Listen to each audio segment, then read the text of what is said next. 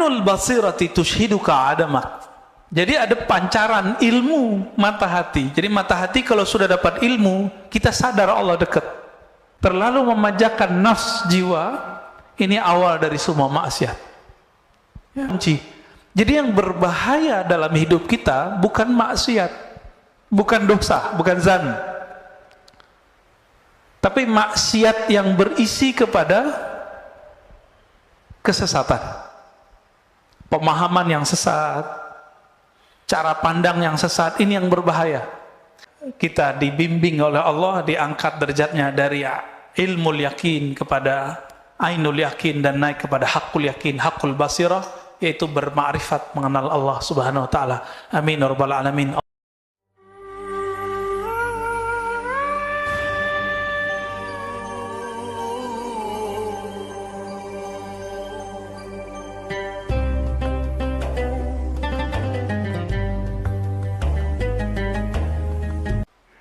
Sebelumnya mari kita baca surah Al-Fatihah. Semoga Allah membuka hati kita dan membantu kawan-kawan kita yang sakit, yang sedang berjuang dimanapun mereka berada. Al-Fatihah. A'udzubillahi minasy Bismillahirrahmanirrahim. Ya na'budu wa iyyaka nasta'in.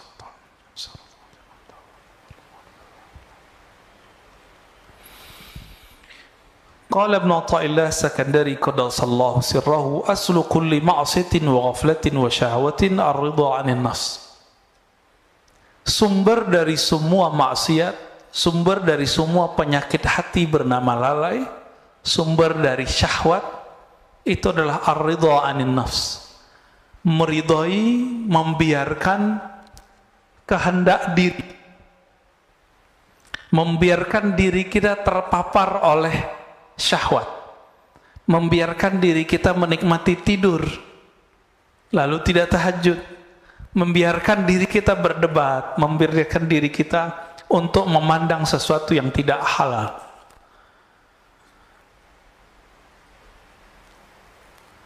Maka man radiya an nafsihi, siapa yang ridha kepada dirinya, di saat itulah dia membuka semua inti-inti dari maksiat. Itu sebabnya Imam Syarif Sakti mengatakan 1000 setan itu nggak ada apa-apanya dengan satu nafs jiwa. Atas dasar itulah kalau bulan puasa masih ada orang maksiat meskipun setannya sudah dibelenggu. Jadi kalau banyak orang bertanya, kan setan sudah dibelenggu. Nah, ini berarti doktrin kita salah selama ini. Maksiat itu nggak perlu ada setan.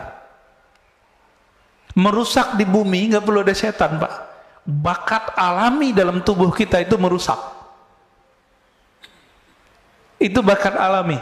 Inilah yang dibaca oleh setan, yang dibaca oleh malaikat. Apa kata malaikat? Ya Rabb, kenapa engkau menciptakan di bumi makhluk yang merusak dan membunuh? Jadi karakter jiwa kita itu sudah merusak. Dan saya sudah pernah membahas sebelumnya, jiwa ini punya karakter hewan, punya karakter buas, hewan ternak dan buas. Dengan karakter ini sudah cukup kita bermaksiat kepada Allah Subhanahu wa taala. Jadi nggak perlu setan kalau mau maksiat. Bedanya setan itu menyesatkan. Nah, ini kata kunci. Jadi yang berbahaya dalam hidup kita bukan maksiat, bukan dosa, bukan zan,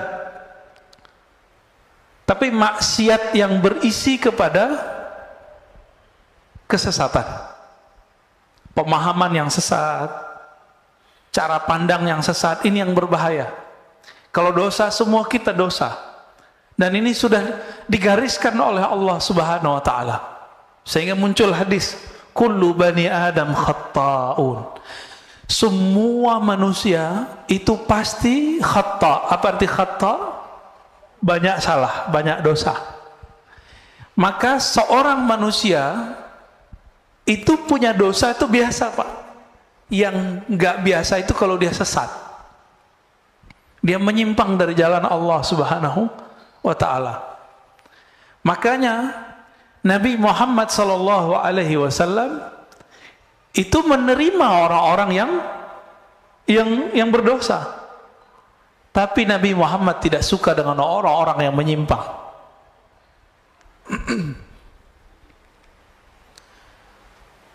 Dan dibalik, kalau maksiat, taat, ya, kemudian syahwat, itu dimulai dari kita ridho kepada diri. Lalu sebaliknya, pokok dari ketaatan, pokok dari kesadaran dan kehormatan itu adamur ridha minka anha.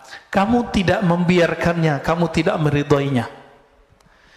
Kalau sepertiga malam terakhir jam 3 maunya badan tidur atau sujud, Pak? Tidur ya. Kita biarin begitu.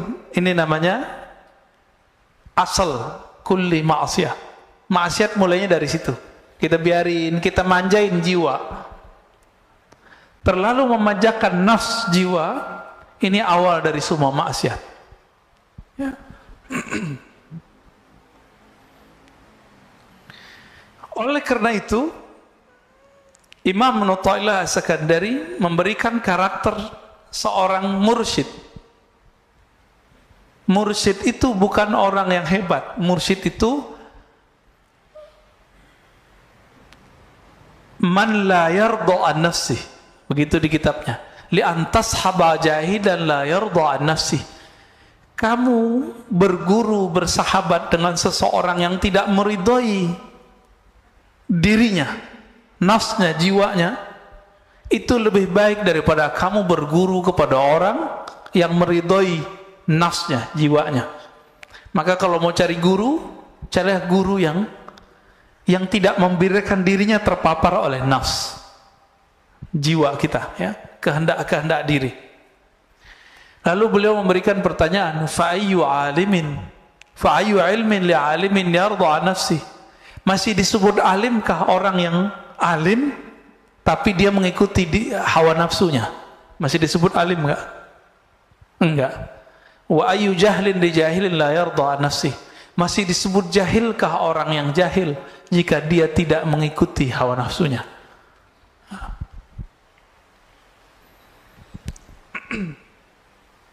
Sekarang kita masuk ke, ada satu istilah di dalam qalbu namanya basirah. Basirah itu, kalau yang kita pakai sekarang namanya basar.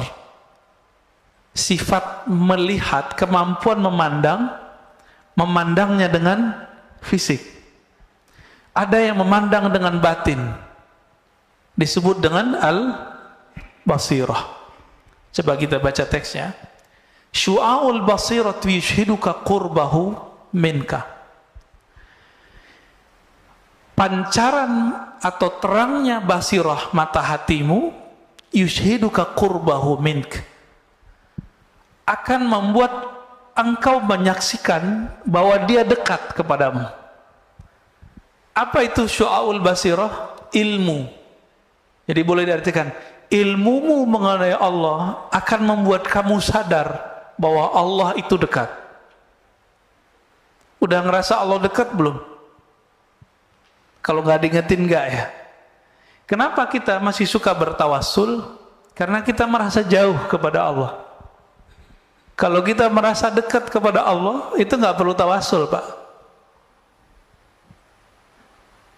Jadi apa rahasia tawassul sebenarnya? Karena kita nggak punya kesadaran itu.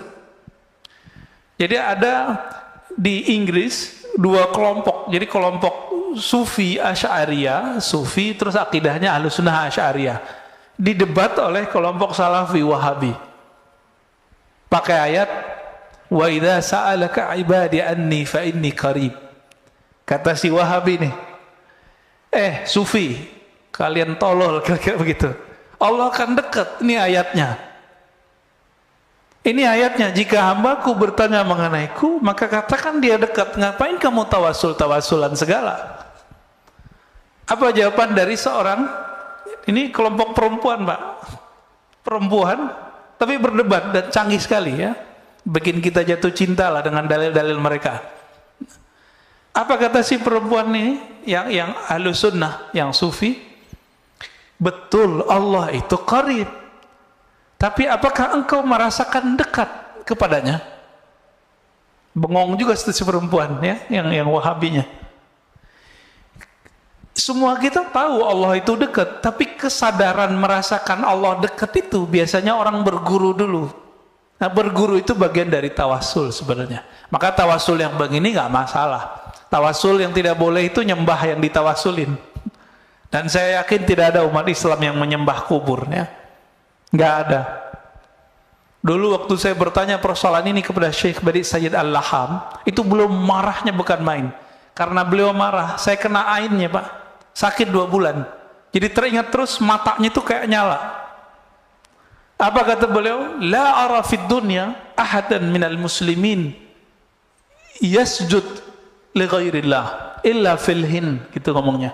Saya tidak melihat di muka bumi seorang muslim pernah sujud, pernah meminta kepada selain Allah.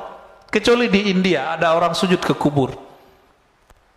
Itu bukan orang muslim murni, udah nyampur-nyampur kali agamanya. Ya. Jadi ini orang-orang Salafi Wahabi ini terlalu suudzon. Imamnya sendiri sekarang namanya Saleh Fauzan. Kita orangnya masih hidup dan kitabnya diajarkan di pesantren-pesantren modern. Ini yang kita singgung sebelumnya. Bulan puasa kan saya nggak bahas Pak, nggak mau polemik. Ini udah selesai puasa kita mau polemik lagi nih. Ya, nggak ada efek sama sekali sama mereka. Mereka malah tambah marah diingetin. Itu pengkhianatan terhadap pendiri-pendiri pesantren modern ini. Mereka kan ahli sunnah semua. Ketika kemudian mereka berubah, kitabnya dirubah, ajaran akidah yang diajarkan ke santri-santri berubah. Yang diajarkan kitab Tauhid Syekh Saleh Fauzan yang menyebut sufi sebagai ubadul kubur, yang menyebut orang-orang ahlus sunnah sebagai orang-orang yang sesat. Ahlus sunnah Asy'ariyah disebut sesat Pak. Ini mohon maaf ya. Kita belajar sifat 20, Allah wujud kidam baqa. Ini rata-rata belajar itu kan? Benar nggak? Itu dianggap sesat oleh si pengarang kitab, dan kitab itu diajarkan di pesantren-pesantren modern. Ridho nggak Pak? Maka saya mengajak kiai-kiai yang emang antum diberikan kecerdasan oleh Allah, apa susahnya ganti kitab? Kitab banyak di dunia. Ganti, hati-hati, ini ditanggung jawab dunia akhirat. Oh Ustadz, ini kitab cuma untuk perbandingan. Santri kita cuma emang santri sebelum dia kuliah udah bisa membandingkan. Paling cuma 1-2. Anak kuliah aja banyak yang nggak paham kok. Udah dokter juga banyak yang paham, apalagi cuma santri kelas SMP, SMA, sanawiyah aliyah, nggak akan paham Pak. Jangan ngeles, udah ganti aja. Maka bapak-bapak yang naruh anak di pesantren modern, tolong sampaikan ini kepada kiai-kiainya. Ya. Saya ke sahabat-sahabat saya punya pesantren modern, saya udah ngomong. Yang bisa saya sampaikan, saya sampaikan. Ada yang memusuhi, ada yang senang dikasih tahu. Ya. Ada yang bersyukur. Ini diingetin. Bayangkan Pak Syekh Saleh Fauzan itu di kitab Tauhid bilang orang maulid itu menyerupai Nasrani. Menyerupai Nasrani kufur nggak? Kufur. Bahaya nggak nih? Bahaya. Ya, orang tawasul musyrik bagi dia.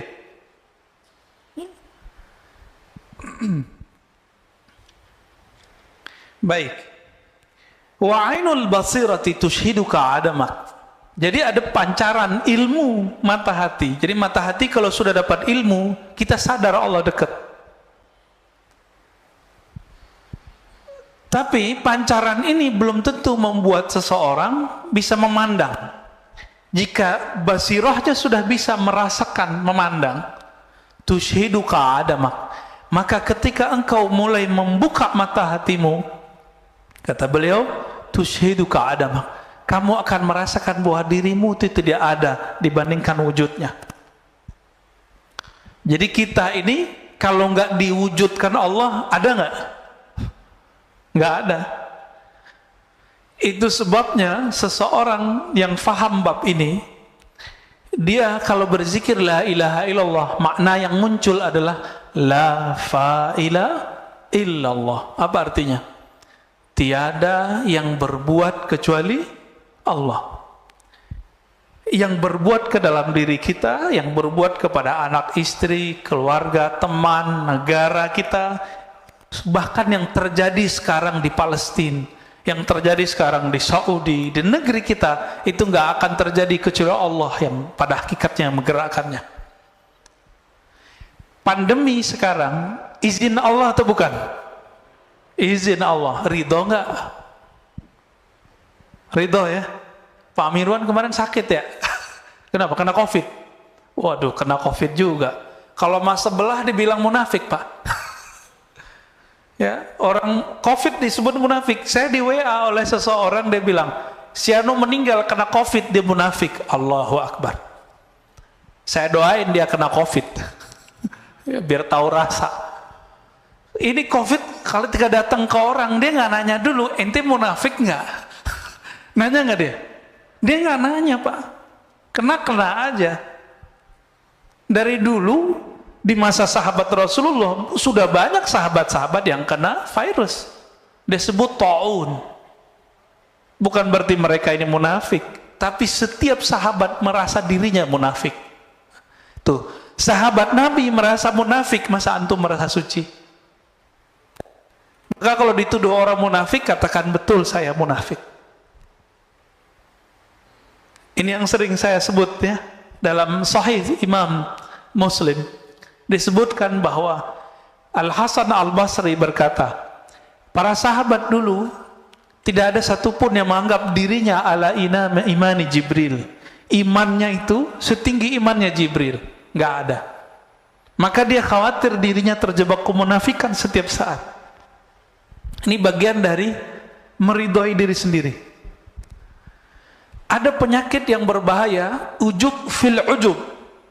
Ujub dalam keujuban, ujub dalam keikhlasan. Apalagi itu ujub. Ujub artinya kagum kepada diri sendiri. Bapak mohon maaf ya, yang setiap malamnya bisa tahajud, bisa qiyamul lail kemarin, itu sedikit di kolbunya ada merasa kagum. Wah, keren juga nih, gitu ya. Bisa tahajud setiap malam. Itu ujub, Pak, namanya. Ujub dalam ketaatan, ujub dalam keikhlasan. Itu bisa merasa ikhlas, merasa ada berjuang. Dan ini bisa menghinggapi orang-orang yang berilmu dan beramal, baik beramal pribadi atau amal sosial. Termasuk ngurus masjid ini bisa ujub. Hati-hati pengurus. Kalau terbesit di hati, kalau bukan karena saya nggak jadi, itu ujub tuh dah. Dan ini wajib diistighfarkan dan ditobatkan. Tobatnya tobat batin, batinnya yang ditobatkan. Astagfirullah, ya Allah, aku minta ampun dari dosa ujub. Ini lebih susah bersihinnya daripada dosa maksiat. Dosa mata jelalatan tuh gampang, Pak, pakai subhanallah 100 kali hapus. Tapi kalau yang ini bertambah amal, dia bertambah ujub. Maka sebelum beramal, bersihkan dulu itu dengan istighfar dan tobat. Oleh karena itu, guru-guru kita mengajarkan salat tobat setiap hari. Dibidahin lagi sama teman kita. Salat tobat itu dikiaskan kepada orang yang masuk Islam salat. Itu salat tobat sebenarnya. Ya. Jadi kalau sudah terbuka mata hati, lalu bisa memandang, yang dipandang di alam semesta bukan fisiknya, yang terlihat adalah campur tangan Allah Subhanahu wa ta'ala. Negeri kita ini kalau bukan didoakan oleh para aulia, para wali-wali Allah, ini sudah chaos dari kemarin, Pak. Coba bayangkan ya, pertarungan 01-02 kemarin, itu dahsyat sekali. Udah hampir bentrok ini umat. Sama-sama umat. Satu bawa nama umat, satu bawa nama umat. Sama-sama umat. Udah hampir habis kita ini. Tapi karena doa-doa mereka, ini negeri masih bertahan. Alhamdulillah. Bahkan orang-orang yang bertarungnya sekarang bergabung. Ini kalau nggak doa mereka, nggak akan aman, Pak. Nggak akan aman. Malaysia sempat kisruh juga masalah Perdana Menteri, ya, kita doakan jangan sampai negara-negara jiran kita kena juga, ya. Ke atas sedikit, Patani udah lama kena musibah ini. Atas lagi Myanmar, sudah chaos Pak. Ya, ketutup sama berita-berita yang lain. Mereka hancur sehancur-hancurnya sekarang. Alhamdulillah negeri kita masih bertuhan lah mereka. Ya. Saudi nunggu waktunya aja. Perang saudara nanti mereka itu. Karena saudara udah ngantem saudaranya. Yang tersisa cuma itu. Yaman sudah hancur Pak. Bener nggak udah hancur? Ada Houthi di situ, perang sama Saudi. Tiap hari. Paling Abu Dhabi kerja sama Israel, kan repot juga Pak. Ya. Membingungkan. Qatar yang bantuin teroris waktu di Suriah kan banyak. Kelompok-kelompok di Qatar, mungkin bukan governmentnya yang bekerja, tapi kelompok-kelompok yang ada di situ. Bahkan teman memfatwakan bunuh temannya. Syekh Yusuf Al-Qaradawi memfatwakan bunuh ulama-ulama yang pro kepada pemerintahan yang di Suriah. Sampai begitu. Sampai guru saya Syekh Taufik Al-Buti habis kehilangan ayahnya. Datang ke UI Pak waktu itu, UI Salemba. Yang pasca sarjana kajian Timur Tengah. Kok ada mahasiswa nanya tega, Syekh, ente pro Asad atau anti Asad? Kok tega nanya begitu? Orang lagi berkabung. Beliau itu orangnya lembut. Itu kalau bahas apa bisa nangis. Bahas bab sholat istisqa nangis. Kita udah bahas tasawuf aja nggak nangis-nangis. Bahas zikir aja nggak nangis-nangis. Beliau bahas fikih nangis Pak. Saya nggak pernah ngeliat beliau marah. Itu sekali saya ngeliat beliau marah. Syekh Taufik bin Muhammad Sa'id Ramadan Al-Buti. Ada yang nanya begitu. Apa jawaban beliau? La uayyidu bashar wa la uayyidu fulana, innama uayyidu ra'iyati ummati al-islamiyah. Saya nggak pro siapa-siapa, saya cuma pro kedamaian umatku, rakyatku. Gitu aja Pak jawabannya. Dan suaranya meninggi. Tega gitu ada orang nanya begitu sama dia, ya. Udah hancur Pak sekarang. Apa gorengannya? Ini hati-hati, Indonesia hampir berhasil nih. Anti Syiah. Syiah kafir. Ini ada Pak ya, mohon maaf. Jadi setiap gerakan yang mengatakan Syiah kafir itu berasal dari kelompok Wahabi. Dan Wahabi ini, kata Muhammad bin Salman, ini produknya Amerika. Mereka sendiri yang ngomong. Karena untuk menghancurkan orang-orang yang berbeda dengan Wahabi itu, cukup bilang aja mereka sesat, kafir. Dan ini sudah terjadi Pak. Bashar Assad itu dikafirkan. Padahal Bashar Assad itu istrinya Sunni, menteri-menterinya Sunni, tapi dia lahir di komunitas salah satu Syiah namanya Alawiyah, bukan Alawiyah yang habaib. Ya, ini beda. Meyakini salah satu ajaran namanya reinkarnasi, tapi beliaunya sudah enggak. Nah, ini gorengannya gitu di sana. Berhasil di Suriah, berhasil di Irak, berhasil. Mau dicobain di Indonesia. Saya termasuk pengkritik Syiah, tapi saya tidak mengkafirkan semua Syiah. Kita bisa adu kitab Pak, ya. Yang kafir itu namanya Syiah Gulat. Apa arti Syiah Gulat? Syiah ekstrim. Syiah ekstrim ini kelompok Kailaniyah, ya, Sabaiyah. Ini saya konfirmasi kepada orang-orang yang juga Syiah, mereka juga mengkafirkan kelompok itu. Kenapa? Mereka menyembah selain Allah. Syiah yang ada sekarang di Bahrain, yang ada sekarang di Iran, itu Syiah yang mana? Itu Imamiyah. Imamiyah ini juga pecah seperti Ahlu Sunnah. Ada yang ekstrim kayak Wahabi, ada Pak. Ada yang moderat, ada yang liberal, ada yang Sufi. Tapi mereka nggak menyebut Sufi, nyebutnya Irfani. Ada yang dekat ke Ahlus Sunnah. Ada namanya Zaidiyah, ini dekat ke Ahlus Sunnah. Itu ada di Yaman. Yang tokohnya sering dikutip-kutip oleh kelompok Salafi, namanya Imam Son'ani, yang nulis kitab Subulus Salam. Kita sampaikan gitu, mereka nggak percaya juga, ya. Padahal Son'ani tertulis dalam kitab-kitab Syiah Zaidiyah. Saya punya daftar ulama-ulama Zaidiyah itu. Ada lagi namanya Imam Syaukani, tapi belakangan sudah menjadi Ahlus Sunnah. Ini Syiah yang dekat ke Ahlus Sunnah. Dan sekarang muncul Syiah dari Imamiyah yang sudah mulai mencari titik temu dengan Ahlus Sunnah. Salah satunya kelompok Hizbullah yang ada di Lebanon. Pada dengar Pak? Itu sudah mulai mendekat kepada Ahlus Sunnah. Artinya mereka menolak ajaran mencaci maki sahabat dan istri-istri Nabi. Lalu ada di Kuwait, siapa namanya? Yasir Audah, ya. Tapi Yasir Audah yang Syiah ini menolak.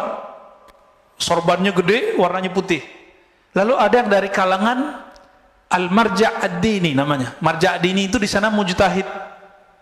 Jadi mereka itu sampai sekarang menjaga strata ulama. Di Indonesia kan nggak ada ya.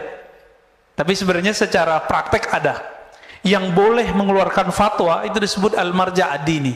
Dokter aja nggak boleh kalau dia nggak ngikutin jalur ini. 1, 2, 3 sampai terakhir namanya Al-Marja' ad-Dini. Namanya Sayyid Kamal Al-Haidari. Dia menolak menghujat istri Nabi. Tapi mengkritisi beberapa sahabat Nabi. Cuma tidak mengkafirkan dan mencaci maki. Apa kata dia? Jika Syiah itu melaknat dan mencaci maki, mengutuk, maka itu bukan Syiah yang saya anut. Ini namanya Said Kamal Al-Haidari. Maka beliau ini dikafirkan oleh kelompok Syiah ekstrim. Jadi ini nasib jadi orang moderat, Pak. Nasib jadi Ahlus Sunnah moderat dikafirkan oleh kelompok-kelompok yang saklek. Ini baru ada laporan dari sahabat saya, ya. Buku saya tentang teologi Muslim Puritan yang pernah dicetak oleh teman-teman di sini, ya. Pengurus kan pernah nyetak itu, ya. Tentang genealogi Salafi. Orang nggak ngerti apa-apa, dia orang umum baru hijrah. Itu baca buku saya, itu langsung bilang, oh ini buku liberal. Lo liberal dari mana? Yang nulis orang ngaji hadis kok. Kajiannya itu kan kajian berdasarkan ilmu hadis juga dan ilmu akidah. Jadi bagi dia yang nggak sama dia disebut liberal. Yang paling lucu sahabat saya, Ustadz Salman Al-Farisi yang punya pesantren. Antum pernah ke sana ya? Ya ada saya lihat videonya di sana tuh. Yang buat pesantren madrasah hadis Al-Fajr ya. Ruhama Al-Fajr. Pesantren agraria, dahsyat itu. Pesantren trainer. Ustadz Salman, saya tanya kemarin, Ustadz, antum dituduh Syiah ya? Karena ngisi di Rasul. Oh, bukan itu sebabnya. Saya, kata beliau, dulu diminta oleh satu komunitas mengisi kajian mengenai sahabat Nabi. Karena yang ada itu anak-anak muda, yang paling cocok sama anak muda siapa? Cucunya Nabi siapa? Hasan dan Hussein. Orang-orang Wahabi paling benci sama orang yang membahas Hasan dan Hussein. Dianggap Syiah. Nah itulah mulai ceritanya.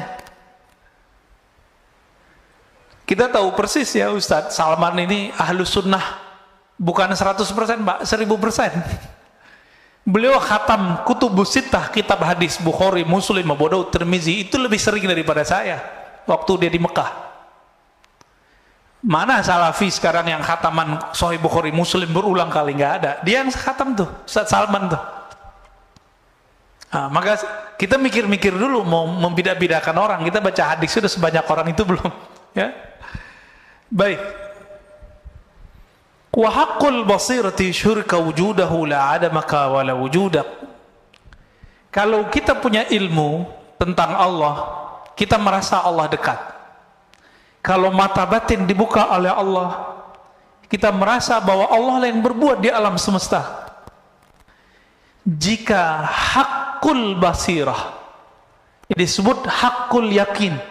Yang pertama ilmu yakin, yang kedua ainul yakin, yang ketiga disebut haqqul yakin, keyakinan yang sudah hak, disebut juga haqqul basirah, sudah masuk ke dalam diri kita. Apa yang terjadi? Yushhiduka wujudahu, Allah akan tampakkan bahwa dia benar-benar ada, sehingga kamu tidak merasa ada dan juga tidak merasa tiada. Ini maksudnya apa itu kalimatnya? Kita nggak merasa ada dan nggak merasa tiada. Jadi kalau yang level 2 kita merasa tiada. Merasa tiada berarti masih ada perasaan dong. Nah, perasaannya ini sendiri hilang. Perasaannya pun hilang. Inilah yang terjadi kalau orang begini, rasa di kolbunya menguasai otaknya, lalu turun ke lidahnya, jadilah seperti Al-Hallaj. Apa kata Al-Hallaj? Ma fi jubbati ilallah. Dalam jubahku hanya ada Allah. Dia lagi sakar, lagi mabuk. Mabuk bukan karena wine, mabuk karena cahaya-cahaya ma'rifat meliputi dirinya. Orang lagi kasmaran jatuh cinta nggak? Lagi kasmaran jatuh cinta, ketika jatuh cinta kepada pasangannya, setiap kali melihat perempuan atau laki-laki lawan jenis, itu dia merasa ada wajah pasangannya di situ. Ya. Saya waktu dulu pernah senang sama seseorang, itu ketika bercermin nggak kelihatan muka saya, Pak. Percaya nggak? Saya ngeliat muka dia. Apakah di cermin itu muka dia? Enggak. Jadi pikiran kita ketutup oleh rindu kepadanya. Itu rindu ke makhluknya bisa begitu, Pak. Apalagi kepada Khalik. Ini yang terjadi pada salah satu wali di Jawa, Syekh Siti Jenar. Jadi kalau antum sudah faham apa yang terjadi pada Syekh Siti Jenar, maka jangan kafirkan Syekh Siti Jenar.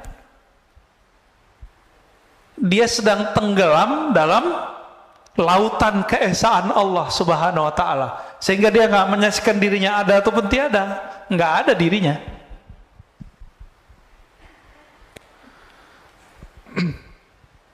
Ini juga yang terjadi pada Imam Abu Yazid. Abu Yazid ini lagi zikir subhanallah, subhanallah, berubah, Pak. Dia nggak memandang lagi yang berbicara ataupun yang dibicarakan. Di saat itu Allah meminjam lidahnya. Subhani, subhani, maha suci aku. Itu bukan Abu Yazid yang maha suci, tapi Allah meminjam lisan Abu Yazid. Namun ada ulama yang ketat, dia menghindari itu terjadi pada dirinya. Itu lebih sempurna, yaitu Al-Qutub Ar-Rabbani Sultanul Aulia Sayyidi Syekh Abdul Qadir Al-Jilani. Itu dia nolak kejadian-kejadian begitu. Jadi dia bisa filter dirinya. Makanya kesempurnaan kewalian beliau lebih tinggi dari semua wali-wali yang ada di dunia selain sahabat-sahabat Rasulullah, ya. Disebutlah beliau Sultanul Aulia, rajanya para wali. Rajanya para wali. Dan itu dikabarkan bahkan beliau masih belum lahir. Udah lahir, masih remaja, dikabarkan oleh gurunya Yusuf Al-Ahmadani, ya. Itu dikabarkan, ya. Kana Allah wala syai'a ma'ah. Allah itu ada, wala syai'a ma'ah, tidak ada sesuatu pun bersamanya. Wa huwal an ala ma alaikan. Dia sekarang, dia dulu sama. Dia dulu sendiri atau bersama?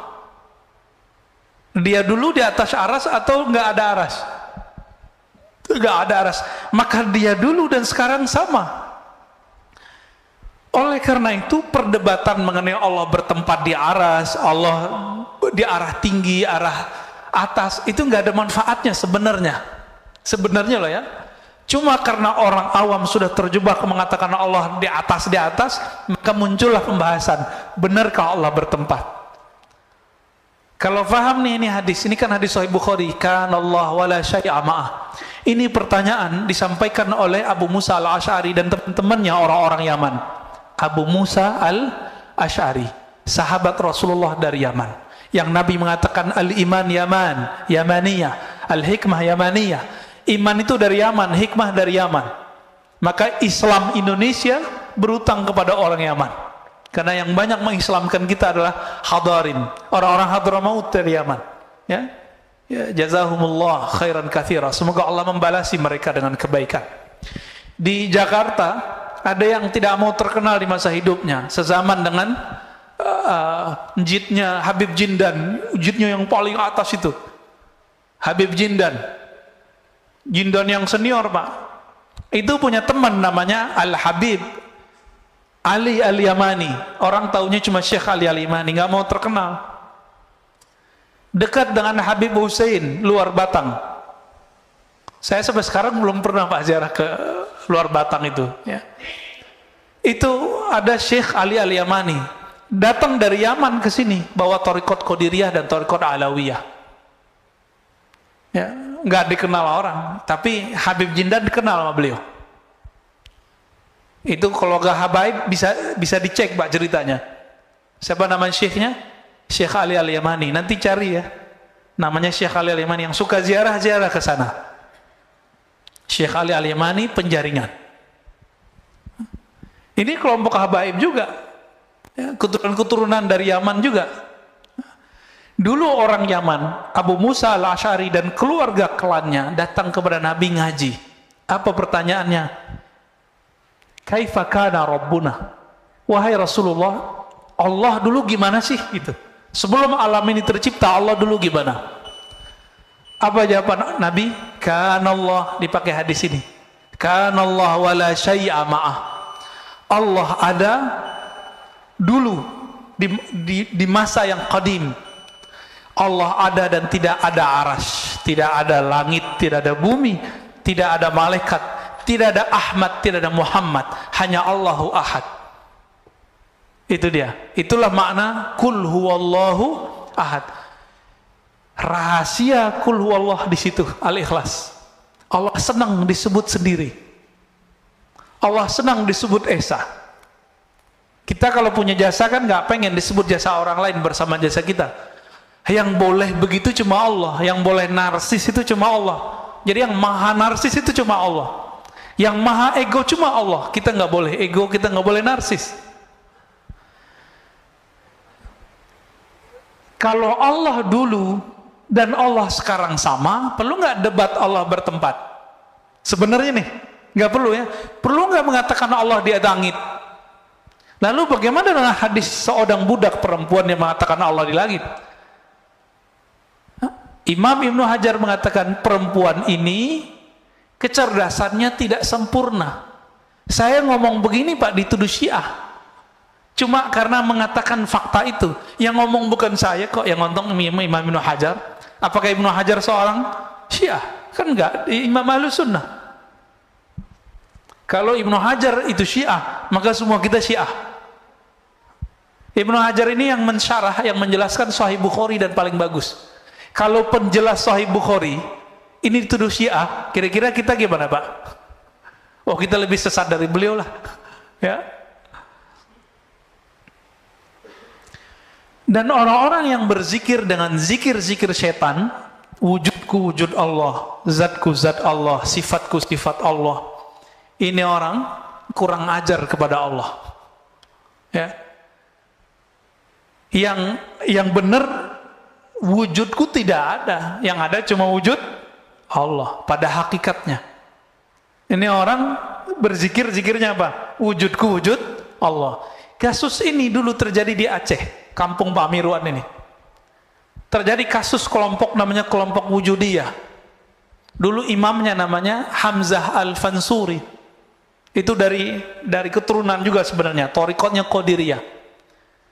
Beliau ini punya murid pengikut namanya Syamsuddin As-Samatrani. Mereka itu emang pengamal zikir dan sampai mengalami ekstase dan mengatakan wujud kami tidak ada, yang hanya ada wujud Allah. Lalu di masa Syekh Nuruddin Ar-Raniri, itu campuran, dia ibunya Melayu, ayahnya India, Randir atau Ranir, keturunan Arab juga. Beliau ini dari Gujarat datang ke Aceh dan nulis dalam berbahasa Arab Melayu, bahasa Jawi, bahasa Aceh. Nulis tentang sultan, tentang akidah. Saya membaca salah satu kitabnya, Kashful Ma'lum. Masya Allah, luar biasa. Beliau mengkritisi apa yang terjadi pada zaman Hamzah Fansuri. Karena menurut beliau, orang ngomong wujudku wujud Allah, ini dia belum nyampe kepada masa ekstase seperti Al-Hallaj dan yang lain-lain, Abu Yazid. Maka mengatakan itu haram. Jadi Bapak Saudara Allah, kapan seseorang boleh mengatakan wujudku tidak ada, yang ada wujud Allah? Dia kalau sudah sampai di hakul yakin. Tapi kalau kayak kita ini, kita kan baru sampai di hakul ilmu yakin, teori bertuhan. Ilmunya dalil, mana dalilnya? Orang seperti ini haram mengatakan tiada ada wujud kecuali wujud Allah. Sisa ajaran ini dipakai oleh Kartosuwiryo. Dia ajarkan ke santri-santrinya waktu berjuang. Santri-santrinya yang sekarang zikirnya begitu, padahal makomnya belum nyampe. Sekarang kan masih ada tuh NII, DII.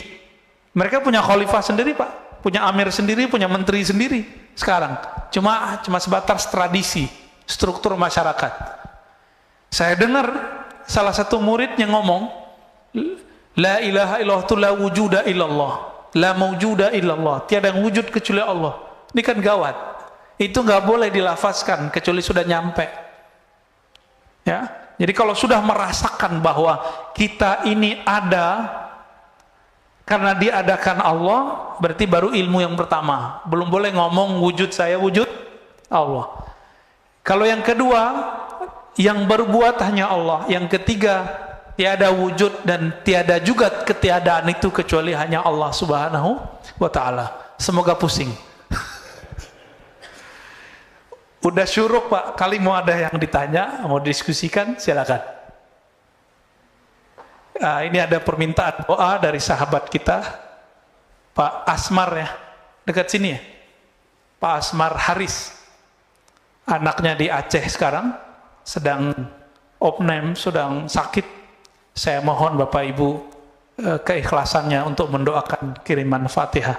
Ya, Al-Fatihah ila ruhi waladih wa jismih awliya perdikta. Al-Fatihah. Bismillahirrahmanirrahim. Siratal ladzina an'amta 'alaihim. Al-Fatihah wa sirr Fatihah. Amin. Sallallahu. Ya, silakan. Terima kasih. Assalamualaikum warahmatullahi wabarakatuh. Assalamualaikum. Memahami apa yang sampaikan tadi ya cukup memusingkan, betul, cukup pusing. Jadi, namun dalam ini kita tetap berusaha bagaimana untuk bisa mendapatkan pemahaman yang lebih jelas untuk lebih mendekatkan diri kita kepada Allah. So, tadi dikatakan ada ilmu, kemudian ada diamal, kemudian yang paling tinggi itu adalah hakul yakin. Ini adalah yang melihatnya basiroh. Jadi bagaimana kita untuk bisa wujudkan basiroh ini dalam diri? Apakah basiroh itu bisa diwujudkan di dalam diri kita untuk bisa meningkatkan pendekatan kita kepada Allah Subhanahu wa ta'ala? Bagaimana? Kira itu sebentar. Terima kasih. Assalamualaikum warahmatullahi wabarakatuh. Assalamualaikum warahmatullahi wabarakatuh. Caranya dengan riyadhah dan mujahadah Pak. Apa arti riyadhah? Mengulang-ulang zikir yang diberikan guru. Lalu mujahadah bersungguh-sungguh, dan yang ketiga ma'rifah, berma'rifat, berilmu, dan yang paling cepat itu yang nomor 3, paling cepat. Maka kajian-kajian ma'rifatullah mestinya sekarang sudah nggak jadi aib lagi, sudah nggak malu-malu lagi orang ngaji ma'rifatullah. Kajian kitab ini, kitab Al-Hikam adalah salah satu mengarah ke sana. Mengarah ke ilmu ma'rifatullah, mengenal Allah Subhanahu wa ta'ala. Jadi yang dibicarakan Allah aja. Bicarakan Allah, hubungan kita dengan Allah, masalah kita dengan Allah, itu Pak. Nanti muncul sendiri itu. Tapi karena ngajinya cuma sekali sebulan, susah Pak. Saya nggak minta jadwal lagi Pak ya, udah nggak ada jadwal lagi, udah cukup udah 2 kali ya. Udah ada risalah Kusyairiyah, udah ada hikam, itu udah cukup ya. Bahkan kalau perlu sekali juga nggak apa-apa ya. Kalau saya ngaji 2 kali seminggu, ngaji ma'rifatullah, belum lagi kita buat kajian sendiri di Ribat, itu bisa 3 kali, bisa 4 kali Pak. Ma'rifatullah itu melahirkan rindu kepada Allah Subhanahu wa ta'ala. Kalau ada rindu, masa sekali seminggu doang, sekali sebulan doang? Nggak mungkin. Bisa maunya tiap hari kita ngomongin Allah. Itulah yang terjadi nanti pada ahli surga ketika mereka sudah bosan dengan nikmat seksual, udah bosan dengan nikmat makan dan minum, nikmat main-main, ngegame, Di sono kita terbang langsung, Pak. Semua yang ada di game-gamenya antum tuh ya. Itu nanti ada semua tuh, Indra. Ada semua nanti di sono. Yang dibayangkan orang bisa pindah-pindah planet, nanti di sono bisa semua. Nanti orang bosen. Ada kejenuhan yang nggak tahan. Makanya Allah muliakan ahlul firdaus. Orang firdaus ini karena mereka menjaga ma'rifatullahnya pagi dan sore. Dia zikir pagi, zikir sore. Subuh, maghrib. Itu dia tunggu dan dia merindukan. Setiap kali kita merindukan Allah, sebanyak itulah nanti kita merindukannya dan diberikan ru'yatullah nanti di surga. Jadi siapa yang Allah perlihatkan dirinya nanti di surga? Itu orang-orang yang setiap mau subuh dia rindu ke masjid, mau ketemu Allah di masjid. Allah bukan di masjid. Ini cuma media aja. Mau maghrib dia datang. Maka Ibnu Umar mengatakan, kami sahabat Rasulullah nggak ada tuh datang ke masjid udah azan, nggak ada. Kami datang dan rindu kepada Allah, rindu kepada Rasulullah. Kami berduyun-duyun masuk masjid, macet tuh, Pak. Kalau zaman sekarang udah macet duluan tuh. Sebelum maghrib itu udah rame masjid. Sebelum subuh udah rame masjid. Mereka dulu begitu sahabat Rasulullah. Maka Allah kasih rahasia mereka ini dan sampai zaman sekarang. Siapa yang menjaga dua waktu ini, Allah akan memperlihatkan dirinya melepas semua kerinduan ahli surga Firdaus 2 kali sehari, semalam, pagi, sore. Tapi seharinya, sehari semalamnya sama dengan 1000 tahun dunia. Pagi sampai sore 500 tahun, sore sampai malam 500 tahun. Gimana nasib orang yang cuma minta bidadari 72 terus bunuh orang? Itu waras nggak sih, Pak? Ibu, waras nggak? Saya mau dapat nikmat bidadari 72 terus saya ngebom orang, itu waras nggak sih? Maka saya mau mengetuk pintu hati siapapun yang berjuang fisabilillah, yang pakai hati nurani dong. Kan Allah suruh pakai akal yang sehat, karena Allah perintah afala ta'qilun. Maka memakai akal adalah memakai Quran. Memakai qalbu adalah memakai spiritnya Quran. Bukan cuma pakai dalil-dalil tertulis saja. Dalil tertulisnya begitu, prakteknya kayak tadi. 72 bidadari mah dikit. Semasa di dunia, Sayyidina Daud punya gundik 1000, Pak. Pelayan cantik-cantik semua itu. 1000 dan seluruh dunia, bukan cuma wilayah Arab, Israel, Romawi, Persia, enggak, seluruh dunia dia punya. Begitu juga Nabi Sulaiman, seluruh dunia dia punya. Kaisar di Cina punya pelayan gundiknya 5000, nggak sempat megang kali ya, kubur meninggal. Dan di sana nggak perlu pakai obat kuat, Pak. Semua minuman surga itu obat kuat. Nggak perlu di sana. Nah, kita mau dapat syahwat fasilitas surga atau mau ketemu yang punya surga? Kalau mau ketemu yang punya surga, wajib belajar ma'rifatullah. Wajib belajar ma'rifatullah. Bapak sholat 1000 rakaat nggak akan ketemu kalau nggak kenal Allah. Makanya dari awal kita sudah sering katakan, lebih afdal ngaji apa sholat sunat? Ngaji. Ngomong begini, ngomong tentang Allah, itu Allah lebih suka, Pak, daripada sholatnya nggak khusyuk. Antum nih sholat sekarang, kita lagi ngaji, pasti pikirannya kemana-mana. Atau merasa diri, wah ustadz nih nggak benar nih, orang kalau udah syuruk masih aja gitu ya. Semoga nggak begitu, Pak ya. Tapi saya yakin bertengkar tuh di pikirannya. Mau ngaji apa sholat sunat, mau ngaji apa sholat sunat, mending ngaji aja dulu. Tapi Bapak yang mungkin mau buru-buru silakan. Mungkin mau kerja, Sabtu mau kerja apa, Pak? Dikerjain kali ya.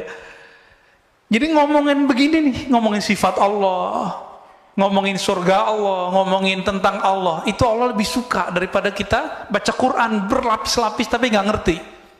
Tapi kalau Bapak ngerti bahasa Quran, di situ banyak sifat Allah, Allah juga suka. Jadi kapan baca Quran jadi mulia? Kalau saya baca Quran dan saya ngerti di situ sifat-sifat Allah. Saya mau tanya nih, kita senang nggak dibicarain kebaikannya sama orang? kita. Narsis ini pancaran dari narsisnya Allah. Makanya Allah mengatakan al-kibriya'u ridai. Kesombongan itu, keujuban itu milikku semua, bukan milik kalian. Maka yang boleh sombong cuma Allah. Sombong artinya merasa besar. Lalu kita bicarakan kebesarannya, makanya Allah suka sama orang-orang begitu. Daripada sujud pikirannya kemana-mana. Ya, ini yang dikatakan oleh Imam Syafi'i, ya, diriwayatkan juga oleh Imam Ibnu Majah. Orang bicara ilmu tentang Allah, satu bab saja, itu lebih utama daripada sholat 1000 rakaat. Lebih utama, Pak. Tapi jangan karena ngaji terus ninggalin sholat, gak bener juga ya.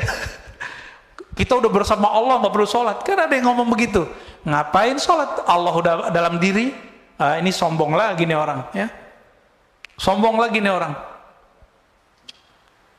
Jadi caranya yang ketiga tuh paling, Pak, di umur kita sekarang yang paling cepat ma'rifat, berma'rifat. Karena kalau ngikutin Syekh Abdul Qadir kuat nggak, Pak? Nggak tidur 20 tahun. Nggak tidur malam hari, siang aja tidurnya Qailullah. Kuat nggak? Ini aja udah ubanan, Pak, ya.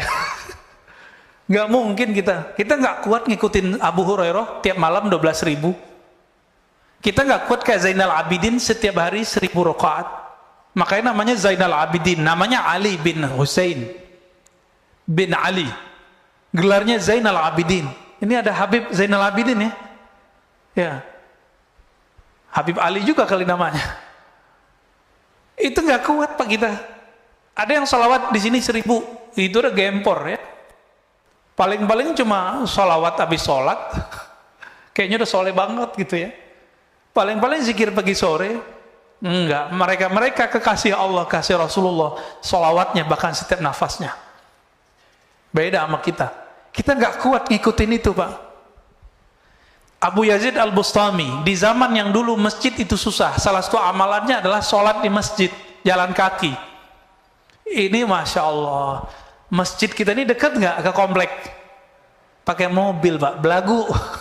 Ya, sombong amat itu. Tapi nggak sombong lah, ya. Barangkali mobil tenang juga dibawa ke masjid. Modus, ngeles, ya. Abu Yazid amalannya apa, Pak? 1000 masjid di zamannya dia kunjungi jalan kaki. Ingat-ingat di masa kecil dulu, Bapak punya masjid di kampung, itu cuma satu kecamatan, satu masjid. Saya masih ingat masa kecil saya begitu. Bapak saya cerita tuh, masjid kita cuma sholat di masjid ini. Satu kecamatan, Pak, sholat di situ. Jalan kaki. Bayangkan ini 1000 masjid. Abu Yazid Al-Bustami. Beliau jadi wali, hampir gagal jadi wali karena ngeludah dari masjid. Ngeludah di masjid, Pak. Nggak berani Abu Yazid itu selonjoran kakinya. Ini lagi Jumatan, kakinya selonjoran. Ya. Nggak punya adab. Ya. Tapi kalau ada orang kiri kanan kita begitu, kita nggak punya hak marah, Pak. Gurunya yang boleh marah. Ya, kecuali kita mau nasihatin. Lagi pengajian, ini banyak, Pak, yang pengajian sama saya, yang alirannya beda sama kita.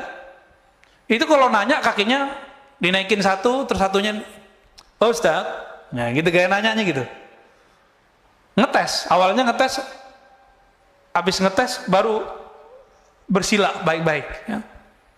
Karena yang dia tes ternyata singa. Cabik-cabik, ya. Dia ngetes dalil, kita habisin dalilnya. Itu terjadi. Diingetin, disindir dalam khutbah, oh malah tambah selonjor kakinya. Ya. Tapi orang begitu nggak usah dikata-katain, Pak. Kenapa? Dia lagi berperang dalam dirinya. Ya, dia lagi berkecamuk itu. Mana yang benar, merasa diri paling benar, itu lebih repot lagi. Maka kita beruntung nih, alhamdulillah dari tadi nggak ada yang selonjoran, ya. Kalau mau kayak gitu, Pak, kayak emas itu tuh, kakinya dinaikin terus kita begitu. Nah itu sunnah, coba praktekin Mas Ziki. Bisa nggak? Bukan. Nah gitu tuh. Kayak gitu, Pak. Jadi kalau pegel Jumatan kayak gitu, Pak. Jangan selonjoran, nggak sopan. Lagi pengajian kita pegel nih, kesemutan, duduk begitu. Itu duduknya hampir 80% sahabat begitu duduknya. Jadi karena mereka lama ketemu Nabi. Cuma di negeri kita punya tradisi lain karena orang keraton. Ah, ini agak berat.